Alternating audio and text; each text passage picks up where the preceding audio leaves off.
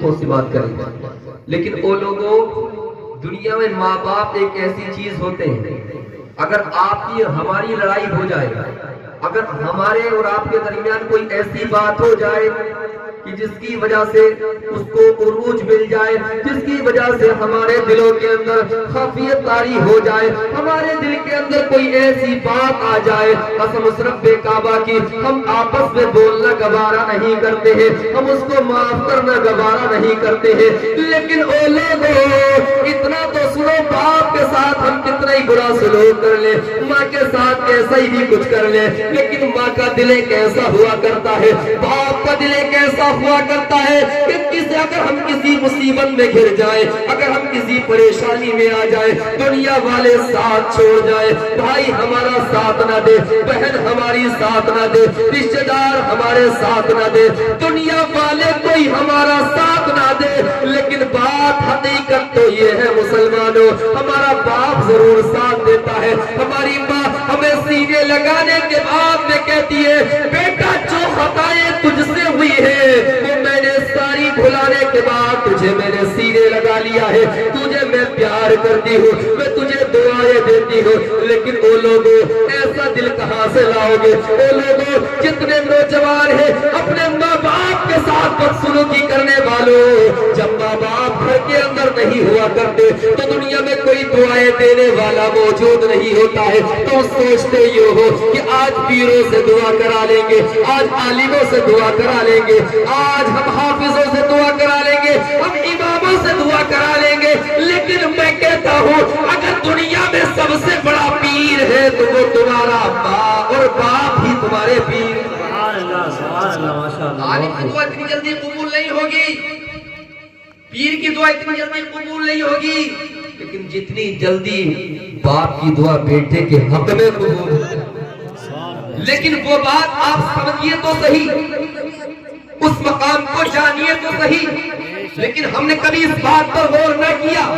اے مسلمانوں ہم قبرستان کے بالکل جسٹ برابر میں بیٹھے، لیکن ہم نے یہ نہ سوچا کسی جگہ ہم کو آنا ہے، کبھی ہم نے یہ نہ سوچا ایک نہ ایک دن اسی زمین کے اندر ہم کو دفنا دیا جائے گا. او لوگوں جتنے ہم گانے بجاتے ہیں، جتنے ہمارے گھروں کے اندر LCDیاں لگی ہوئی ہے، کبھی ہم نے اس بات پر نہیں دیکھا ہے.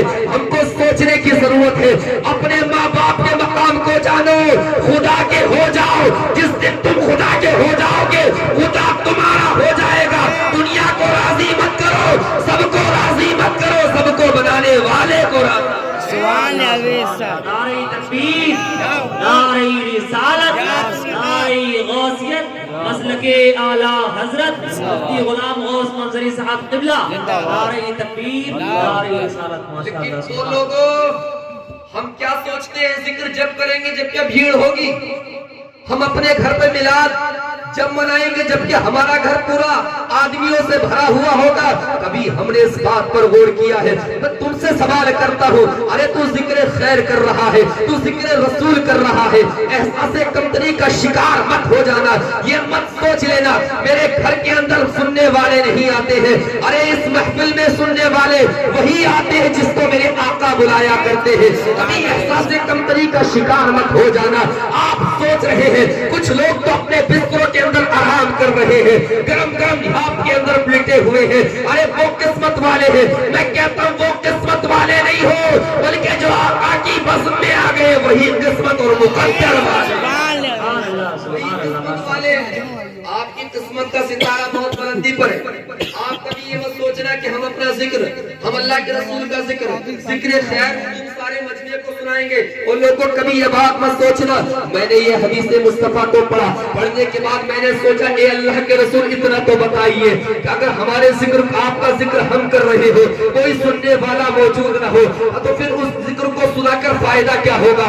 وہاں سنانے کا فائدہ کیا نکل کر آئے گا؟ کیا ریزن ہوگا؟ کیا نتیجہ سامنے آئے گا؟ جواب ملتا ہے اگر تم پیڑ کے نیچے بیٹھ کر کے اللہ کا ذکر کرے گا، میرا ذکر خیر کرے گا تو کوئی تیری بات پر سبحان اللہ کہے یا نہ کہے، لیکن پیڑ کی پتیاں، یہ درختوں کی پتیاں تیرے میرے ذکر پر، اللہ کے ذکر پر سبحان اللہ کہیں گی، اور جب یہ سبحان اللہ کہے گی تیری بھی بخشش ہو جائے گی، تیرے گھر والوں کی بھی. آپ کہاں بیٹھ کر سن رہے ہیں؟ کہاں بیٹھ کر سن رہے ہیں؟ پیڑ ہے یہاں پر، درخت کے نیچے بیٹھ کر سن رہے ہیں۔ ہم نے کہا اے اللہ کے رسول اگر وہاں پر درخت بھی موجود نہ ہو پھر ہم کہاں کیا کریں؟ پھر ہمارے ذکر پر سبحان اللہ کون کہے گا؟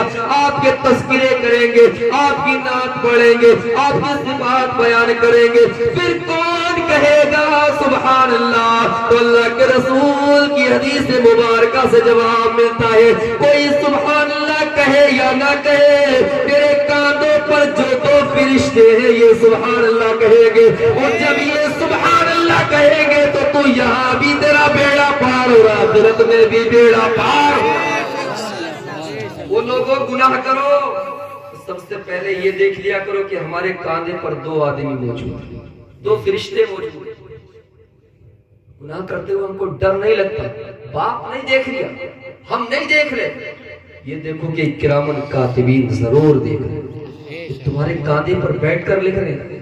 پھر تم یہ سوچ رہے ہو کہ وہ کیا لکھ رہے ہیں، وہ اللہ کی نورانی مخلوق ہمیں دیکھ رہی ہے، لیکن ہم نے کبھی اس بات پر غور نہ کیا، ان کی شرم و حیا نہ کی۔ وہ لوگوں وہی ہمارے نامہ اعمال کو پیش کریں گے، بے شک پھر ہم ایسی حالت میں اللہ سے ملیں گے تو پھر کیا رب ہمارا ہو جائے گا؟ ہم کیسے قبر میں منہ دکھائیں گے آقا کو؟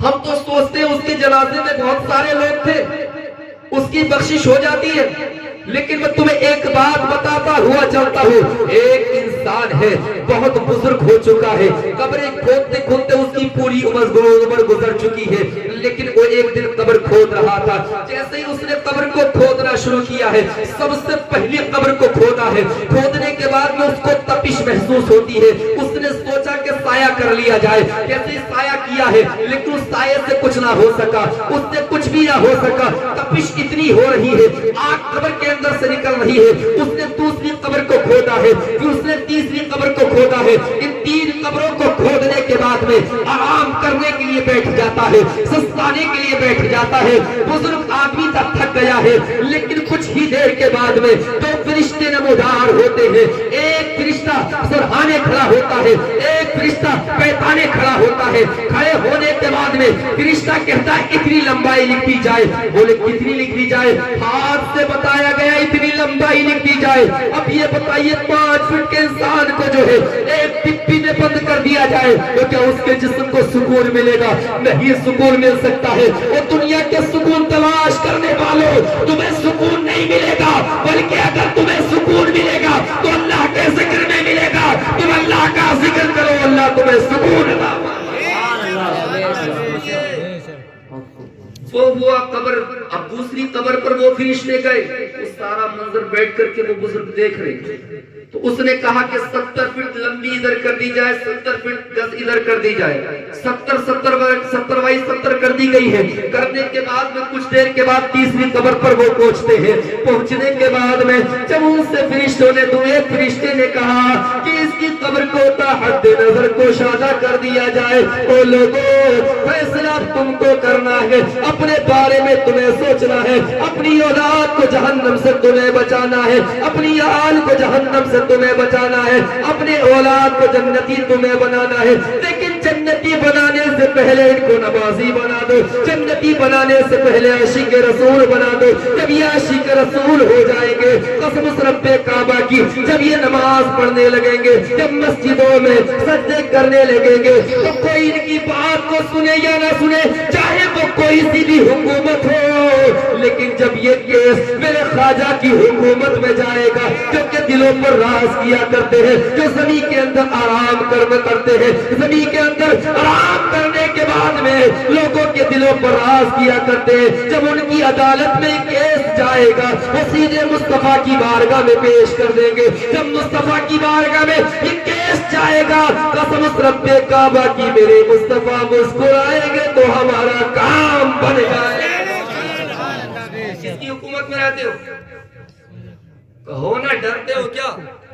اس سے مت ڈریے، کچھ نہیں ہوگا، ایسا لگ گیا کہ جیسے ابھی پکڑ کے لے جائے، اتنے مت ڈریے، قبرستان قریب ہے، ہم سر سے کفن باندھے میدان میں نکلیں گے، ڈرنا نہیں ہے، لیکن کچھ لوگ سوچ رہے کہ حضرت کہیں فسوا نہ دینا چاہتے، ایسا نہیں ہوگا بھائی، بول ہم رہے. لیکن سنیے ہمیں نمازی بنانا پڑے گا, عالموں سے محبت کرنا پڑے گی. اب وہ 70 کی قبر بھی کھود دی گئی ہے, حد نظر قبر کو کوشادہ کر دیا گیا ہے. کچھ ہی دیر کے بعد میں 4 آدمی کاندھا دیتے ہوئے اور 4 آدمی اس کے پیچھے آ رہے ہیں. اس کے بعد میں اس بزرگ سے کہا ہے یہ قبر ہمارے نام کر دی جائے, اس قبر کو ہمیں بیچ دیا جائے. قبر انہوں نے خرید لی. خریدنے کے بعد میں کچھ ہی دیر گزرے تھے تو اس کو قیمت دینے لگے. اس نے ہاتھ پکڑ لیا. ہاتھ پکڑنے کے بعد میں کہا او میرے بھائی میں اس کی قیمت تم سے نہیں لوں گا, یہ بتائیے یہ آدمی کون ہے؟ بولے یہ آدمی میرا مفلس ہے, یہ آدمی بہت غریب ہے. بولے کوئی بات نہیں میں پیسے نہیں لوں گا. اس بزرگ نے کہا تھا میں غریبی کی وجہ سے نہیں چھوڑ رہا ہوں بلکہ میں کچھ اور دیکھ کر کے چھوڑ رہا ہوں, بلکہ اللہ تعالیٰ نے اس کو دنیا ہی میں جنتی بنا دیا ہے. اتنا تو بتاؤ اس کے اعمال کیسے ہیں؟ بولے اعمال کیسے ہیں؟ یہ کوئی اور نہیں ہے بلکہ یہ عاشق رسول ہے. رات کو سوتا ہے تو نبی پر درود پڑھتا ہے, صبح کو اٹھتا ہے تو نبی پر سلام پڑھتا ہے, اللہ کے لیے سجدے کرتا ہے, یا نبی کی صدائیں بلند کرتا ہے. جب زمین پر چلتا ہے تو نظروں کو نیچی کر کے چلا کرتا ہے, خواہش باتوں سے دور رہا کرتا ہے, فلمی ڈراموں سے دور رہا کرتا ہے, گانے بازی سے دور رہا کرتا ہے, ان ساری خرافاتوں سے دور رہا کرتا ہے. جب اتنی بات کہی تو بزرگ نے کہا اتنا تو پتا ہے تو ہے کون؟ تو جواب یہ ملتا ہے ہمیں تو صرف اتنا معلوم ہے کہ یہ غلام رسول جان. بات کہی تو اللہ تعالیٰ نے اس کی مغفرت فرما دی. سبحان اللہ. لیکن حافظ عبدالرؤوف صاحب ماشاءاللہ میلاد پاک بھی پڑھا کرتے تھے, تو ہمیں امید ہے کہ ہمارے رب نے ان کو بخش دیا ہو. لیکن سنیے ایک اور آیا, اس کے بانے کے بعد بہت لمبی بھیڑ تھی. جہاں تک نظر جاتی ہے وہاں تک لوگ نظر آتے ہیں, جہاں تک نظر جا رہی ہے حد نظر کوشادگی کا عالم یہ ہے کہ وہ انسان اس کے نماز جنازہ میں موجود ہے. آنے کے بعد میں ان لوگوں نے اس قبر کو خریدا جس قبر کو اللہ تعالیٰ کی اس نورانی مخلوق نے اتنا بڑا کر دیا تھا. کہنے کے پڑھنے کے بعد میں ان لوگوں نے کہا تھا کہ اتنا تو بتائیے, اس بزرگ بولے تھے اتنا تو بتائیے ہے تو ہے کون؟ اس کے نماز جنازہ میں بہت سارے لوگ ہیں, اس کی نماز جنازہ بہت سارے لوگوں نے پڑھی ہے, بتاؤ تو صحیح یہ کون ہے؟ اس کے بارے میں بتانا ہوگا. قسم رب کعبہ کی وہ سارے لوگ بول پڑے تو کون پوچھ رہا ہے؟ ہوتا کون ہے پوچھنے والا؟ بتاتا کیوں نہیں ہے؟ ہماری سمجھ میں نہیں آتا. کیا ایسے کے بارے میں پوچھتا ہے جو سب سے زیادہ امیر ہے, ایسے کے بارے میں پوچھتا ہے جس کی حیثیت بہت زیادہ ہے, اس کے بارے میں سوال کرنے کا تجھے کس نے بتا دیا ہے؟ اتنی بات کہی گئی قسم رب کعبہ کی وہ لوگ بھڑک جاتے ہیں. بھڑکنے کے بعد میں اس نے کہا میرے بھائی بتانا ہوگا. تو کچھ لوگوں نے بتایا کہ بات یہ ہے کہ کسی عالم دین کو عالم نہیں مانتا تھا, کسی پڑھے لکھے کو پڑھا لکھا نہیں مانتا تھا, یہ اللہ کے لیے سجدے نہیں کیا کرتا تھا بلکہ ہر وقت برائی کیا کرتا تھا. جدھر دیکھو اس کے بارے میں سنا جاتا ہے یہ فاحش باتیں کیا کرتا تھا, یہ مالدار تو بہت ہے, اس کے پاس دولت کا سرمایہ تو بہت ہے, لیکن کبھی اس نے خدا کو خدا نہیں مانا. اتنی بات کا کہنا تھا. پھر کیا کام کیا کرتا تھا؟ بولے لوگوں کی زمین کو قبضایا کرتا تھا, لوگوں کی میلے کاٹا کیا کرتا تھا. اس کا عالم یہ تھا جب اتنی بات کہی گئی چکر کھا کے زمین پہ گر گئے. گرنا تھا. بولے کیوں گرے سمجھ میں نہیں آتا. بولے بات یہ ہے اللہ تعالیٰ نے اس کو ڈپی میں بند کر دیا ہے. وہ لوگوں مالداروں کی حیثیت اس قبرستان میں نہیں ہوا کرتی ہے بلکہ اس قبرستان میں نہ غریبوں کی حیثیت ہوتی ہے. اگر اس قبرستان میں کسی کی حیثیت ہوتی ہے تو وہ غلام رسول کی حیثیت ہوا کرتی ہے, غلام خواجہ کی حیثیت ہوا کرتی ہے, اور غلام غوث الورا کی حیثیت ہوا کرتی ہے, غلام اعلیٰ حضرت کی حیثیت ہوا کرتی ہے. اس لیے ان سچے بزرگوں کے غلام بن جاؤ, اللہ تمہارے قبر کے عذاب کو تخفیف فرمائے. نعرہ تکبیر, نعرہ رسالت, نعرہ غوثیت, مسلک اعلیٰ حضرت, آنکھوں کی ٹھنڈک دل کا چین. نعرہ تکبیر, نعرہ رسالت. وہ لوگوں جب تیسری قبر والا انسان آیا جس کی قبر کو تحت نظر کوشادہ کر دیا گیا, وہ آیا، آنے کے بعد میں اس نے قبر کو خریدا، لیکن اس کے جنازے میں 4 ہی لوگ تھے۔ اب یہ مت سوچنا کہ نماز جنازہ نہیں پڑھنی، اس کا مطلب یہ نہیں ہے، بلکہ اس کا مطلب صرف یہ ہے کہ نماز جنازہ پڑھنا ہے، لیکن پڑھنے کے بعد عبرت حاصل کرنا ہے۔ دیکھو کتنے ادب سے ان کا نام لیا جا رہا، حافظ عبد الرؤوف لیا جا رہا۔ ایسے بنو، نمازی بنو، انشاءاللہ ان ممبروں پر تمہارا بھی نام لیا جائے۔ ارے کتنے بزرگ چلے گئے لیکن ان کا نام باقی ہے آج، اور نام ہی باقی نہیں بلکہ زمین کے اندر وہ بھی باقی ہیں، غلامان محمد سب زندہ ہیں۔ تبھی تو اعلیٰ حضرت نے کہا تھا تو زندہ ہے واللہ، تو زندہ ہے واللہ، میری چشمے عالم سے جانے والے 4 لوگ ہیں کیول جنازے کے اندر۔ تاحد نظر کشادہ قبر جنی خرید لی گئی، اس کے بعد میں کہا یہ کون انسان ہے، ہمیں اس کے بارے میں آپ کو بتانا ہی پڑے گا۔ بولے ہم اس کو نہیں جانتے ہیں، ہم اس کو نہیں پہچانتے ہیں، یہ ہماری بستی میں آیا تھا، انتقال کر گیا ہے، لیکن ہم نے اس کی جیبوں میں جھارا لیا ہے، اس کے پاس کچھ نہیں مل پایا ہے، اس کے پاس کوئی بھی ایسی چیز موجود نہیں تھی جس سے کہ اس کا کفن و کفن کر دیا جائے۔ اس لیے سارے گاؤں کے لوگوں نے چندہ کرنے کے بعد میں اس کو کفن دفنایا گیا ہے، کہ سارے بارے میں سوچا گیا ہے۔ وہ اس بزرگ نے کہا تھا او لوگوں تم نہیں جانتے ہو یہ اللہ کا پیارا ہے، محمد رسول اللہ کا دیوانہ ہے۔ اللہ تعالیٰ نے غریبی نہیں بلکہ اس کو غریب نہیں بنایا ہے، بلکہ اس کو زمین کا سب سے بڑا مالدار بنایا ہے۔ ارے اللہ تعالیٰ عزت کا سرمایہ جس کے سر پر رکھ دے وہ سب سے بڑا امیر ہوا کرتا ہے۔ اور لوگوں دولت کو مت چاہو بلکہ ایسے بن جاؤ کہ دولت تمہیں چاہنے والی بنے۔ آج ہم نے دولت کے چکر میں سب کچھ بلا دیا، مسجدیں ویران کر دی، اماموں کو پیر کی جوتی بنا لیا۔ یہ سب کیا دولت کا نشہ؟ یہ مت سوچنا کہ امام غریب ہوتے ہیں، لیکن آپ اچھے سے اس بات کو سننا کہ اگر حکومت رہے گی قبر میں جا کر تو میرے آقا کی رہے گی، میرے آقا کی نظر کرم جس پر ہوگی وہی بخشا جائے گا۔ کبھی سوچا ہم نے کتنے گناہ کے کام کیے؟ اور نوجوانوں اس جلسے کو سجانے کا مقصد یہ نہیں کہ ہم اپنی آواز دکھائیں، خوبصورتی دکھائیں، بلکہ اس جلسے کو سجانے کا مقصد یہ ہے کہ حافظ عبد الرؤوف صاحب وسیلہ بنے، اور وسیلہ بنے اس طریقے سے کہ ہم اپنے نامہ اعمال کو اچھا کریں۔ یہی تو ہے۔ اب اتنے بتائیے کتنے لوگ گانے سنو، کتنے نہیں سنو گے؟ ہاتھ اٹھا کر کہو۔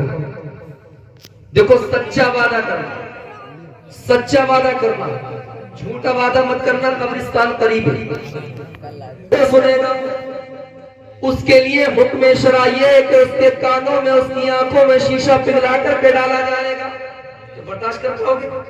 ایک دن کا برداشت نہیں کر پاؤ گے تو یہ ساری چیزیں کہاں سے برداشت کرو؟ میری باتیں کڑی بھی لگتی ہیں، لوگوں کو اٹھ کر بھی چل دیتے ہیں، لیکن اس بات کا احساس نہیں ہوتا۔ کوئی بھی جائے اس میں بیٹھتا وہی ہے جو مقدر والا۔ لیکن اب سنیے مسلمانوں، گانوں کے لیے آپ نے ہاتھ اٹھایا اور کس کی بس میں اٹھایا؟ اللہ کے رسول کی بس میں وسیلہ بنے عبد الرؤوف صاحب، قسم رب کعبہ کی اگر آپ نے اس پر عمل کر لیا اور یہ تہیہ کر لیا کہ اللہ کے رسول کی محبت میں ہم گانے نہیں سنیں گے، اگر ہم سنیں گے تو نعت رسول سنیں گے، اگر ہم سنیں گے تو حدیث مصطفیٰ سنیں گے، اگر ہم سنیں گے تو قرآن سنیں گے، قسم رب کعبہ کی قبر میں بعد میں جاؤ گے بخشش کا پروانہ پہلے۔ ماشاءاللہ سبحان اللہ۔ لیکن مسلمانوں یہ دنیا کا کوئی بھروسہ نہیں ہے، ہماری جان کب چلی جائے؟ کوئی کہہ سکتا ہے میں صبح تک زندہ رہوں گا؟ کسی کو بھروسہ ہے؟ کسی کو کوئی بھروسہ نہیں ہے۔ بس تم اللہ کے ہو جاؤ، اللہ تعالیٰ دولت کے خزانے تمہارے قدموں میں ڈالے۔